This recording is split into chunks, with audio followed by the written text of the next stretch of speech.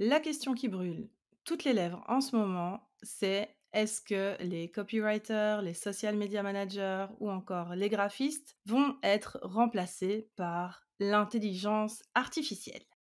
Aujourd'hui, tu entends parler de ChatGPT, de Midjourney ou encore même de Notion qui a son propre outil d'intelligence artificielle et ça fait un petit peu le buzz parce que tout le monde dit ou croit que les jobs des pros de ces secteurs-là sont réellement menacés. C'est le sujet de cette capsule. Je t'invite à te servir un café et à t'installer confortablement le temps de cet épisode pour le déguster. À tout de suite.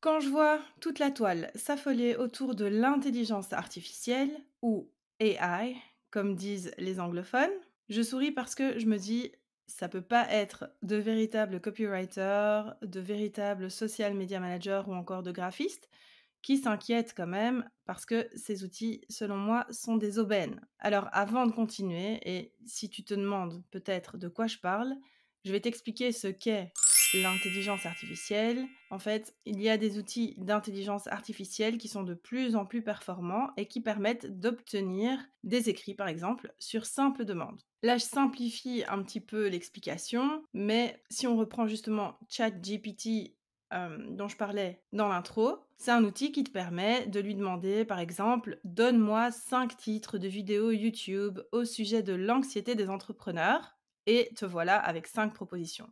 Alors, pour l'aspect original ou exceptionnel, on repassera, j'imagine.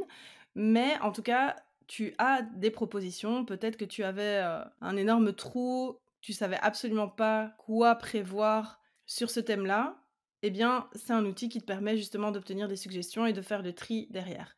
Tu as aussi l'équivalent, on va dire, pour les graphistes avec, comme je le disais, Midjourney, qui est un outil graphique auquel tu peux demander de réaliser une image sur base d'un texte contenant ta requête. Donc, par exemple, je veux voir un éléphant violet qui dessine au bord d'un lac avec des patins à roulettes. Enfin, tu peux absolument tout lui demander et donc tu vas obtenir un résultat. De façon similaire, même si là, c'est pas vraiment de la création en tant que telle, mais c'est plutôt de la recherche, on a cette option aussi d'intelligence artificielle qui existe avec l'outil Canva, qui est Text to Image. C'est quelque chose qui est en version bêta pour le moment et donc qui te permet, par exemple, sur la même requête de «Je veux voir un éléphant violet qui dessine au bord d'un lac avec des patins à roulettes», eh bien, tu peux encore préciser si tu veux que ce soit une photo, une vidéo, un sketch, donc un dessin et en fait, Canva va ordonner à son moteur de recherche de te trouver ce qui est au plus proche de ta demande. Donc tout ça, ce sont des outils d'intelligence artificielle. Mais revenons à la crainte de base qui est, pour simplifier sous forme de question, est-ce que je pense que des milliers de prestataires vont se retrouver sans job très bientôt? Eh bien, je pense que pas du tout. Parce que, selon moi, il y a que les personnes, comme je le disais, qui ne sont pas du métier, qui pourraient se dire que ces prestataires risqueraient de se retrouver sans clients. Ou encore, il y a que des personnes qui ne sont pas du métier, qui pourraient croire qu'elles peuvent très bien se passer d'un copywriter ou d'un social media manager juste parce que, elles ont à leur portée un outil d'intelligence artificielle. En fait, jamais l'intelligence artificielle ne va pouvoir remplacer la qualité numéro un de tout être humain. La seule chose qu'une personne humaine est capable de faire et que l'intelligence artificielle ne pourra jamais faire, je te laisse réfléchir encore quelques secondes. Tic tac, tic tac. Est-ce que tu trouves ou pas ce dont je parle? Évidemment, je parle d'émotion, de réflexion, de remise en question. Jamais, jamais, jamais, jamais un outil d'intelligence artificielle ne pourra remplacer l'émotionnel qui fait qu'un social media manager est un véritable génie ou qu'un copywriter te donne vraiment l'impression de lire dans ton esprit. Alors voilà, pour répondre en bref à cette question, l'intelligence artificielle, c'est une réponse à une problématique, oui, mais pas de manière négative ou qui devrait inquiéter qui que ce soit.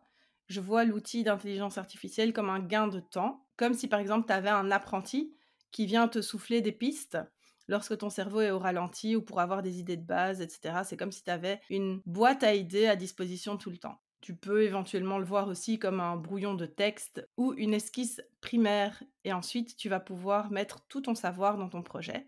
En aucun cas, ce type d'innovation ne représente un danger. Et puis même si on va encore plus loin, l'intelligence artificielle, par exemple, elle pourrait jamais décider quelles offres créer pour répondre à la demande d'un client. Elle ne pourrait jamais définir quels sont les besoins émotionnels de ton audience. L'intelligence artificielle ne pourra jamais définir ton client idéal non plus, ni ses points de douleur, ni quoi que ce soit en ce sens. Donc, à ce niveau-là, pour moi, c'est vraiment un faux débat. Il faut vraiment pas avoir peur de cet outil quand on est soi-même prestataire, graphiste, social media manager, copywriter ou autre.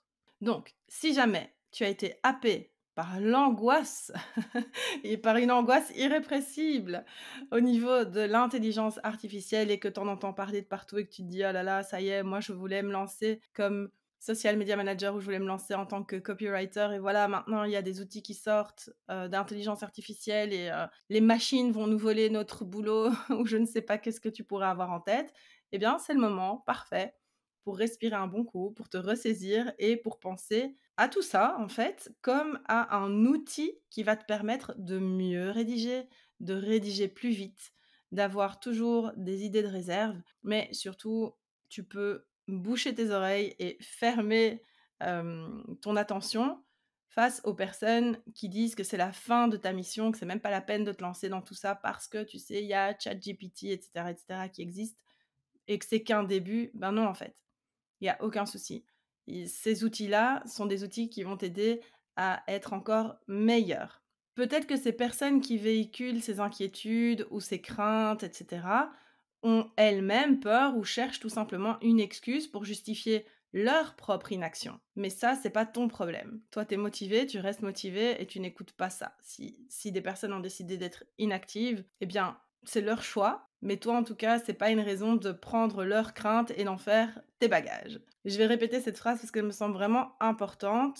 Les personnes qui véhiculent de grosses craintes par rapport à ça cherchent peut-être simplement une excuse pour justifier leur propre inaction. Et d'ailleurs, je te quitte en te laissant méditer sur cette phrase. Dis-moi ce que tu en penses sur mes réseaux sociaux ou dans les commentaires sur YouTube. Pense à t'abonner, ça ne te coûte rien et moi par contre, ça m'aide énormément. Je te dis à la semaine prochaine et surtout, prends bien soin de toi. Bye.